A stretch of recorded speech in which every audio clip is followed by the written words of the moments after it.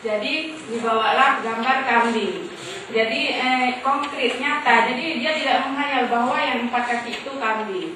Nanti jumpa kerbau pun kambing, jumpa sapi pun kambing. Jadi dia menganggap bahwa yang berkaki 4 itu kambing. Jangan sampai persepsi ini dibawanya sampai dia dewasa. Sampai kalau kereta api itu panjang, gitu ya. Seperti ular ya. Jadi ada gambarnya. Begitu nanti lewat ular, kereta api lewat gitu ya. Ada ular ya lewat, bagus sekali. Yang kedua, tadi ada holistik, apa itu?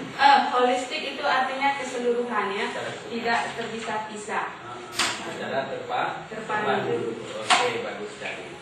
Kemudian yang kedua, pelaksanaan kegiatan pembelajaran di SD kelas 1 sampai 3 yang terpisah untuk setiap mata pelajaran akan menyebabkan kurang mengembangkan untuk berpikir holistik. Ya seperti tadi misalnya Bapak bilang matematika terpisah, IPS terpisah, IPKN terpisah. Jadi anak-anak itu memiliki kemampuan berpikir itu terbatas. Ya IPS saja dia berpikir, berarti nggak ada hubungannya dengan yang lain. Jadi kalau kita mengajarkan ini secara tematis, mudah-mudahan pengetahuannya tentang itu berkembang, tidak stop sampai di situ. Ya, 8 kecerdasan tadi bisa muncul. Iya. Seandainya dia memiliki mungkin 1 di antara 8 itu bisa muncul. Yang ketiga, terdapat permasalahan pada kelas awal 1 sampai 3 antara lain adalah tingginya angka mengulang kelas dalam buku sekolah. Iya. Jadi mengulang kelas itu artinya tinggal kelas. Mungkin karena tidak bisa membaca atau hal-hal yang lain, jadi semangat dia untuk belajar itu sudah berkurang karena udah nggak naik kelas, dianggap dia itu bodoh dan sebagainya. Artinya begini dulu kasusnya, karena diajarkan secara terpisah-pisah, maka banyak anak yang tidak belajar dan dia tidak menyelesaikan belajar secara tuntas, sehingga dia harus tinggal kelas. Kenapa tidak tuntas? Karena dia tidak menarik. Matematik saja, IPA saja, IPS saja.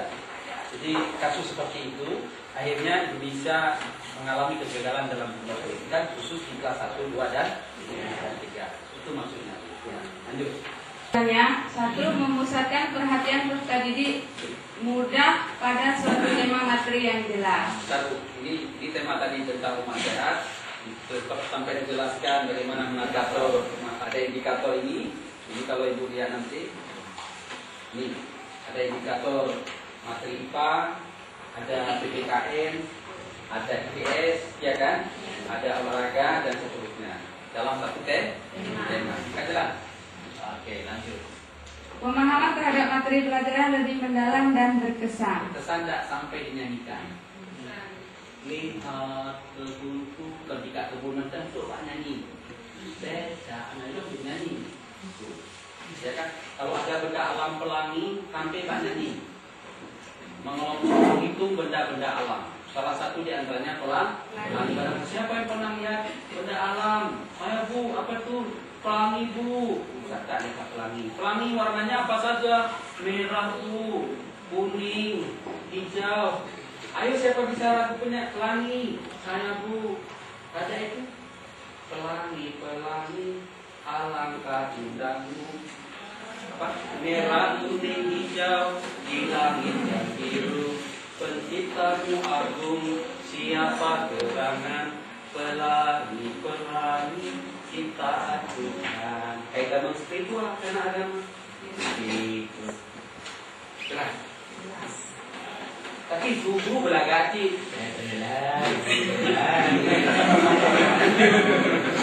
Tidak menarik juga, gitu ya. Jadinya trauma anak ini ambil alih itu semua. Kali itu bapaknya.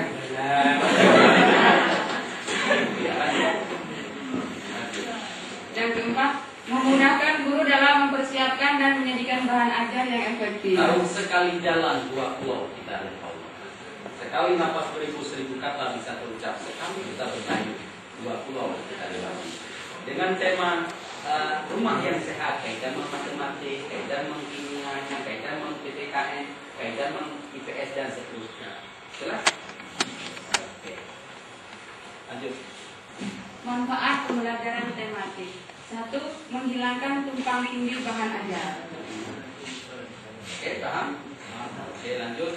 Yang kedua, peserta didik memahami hubungan yang bermakna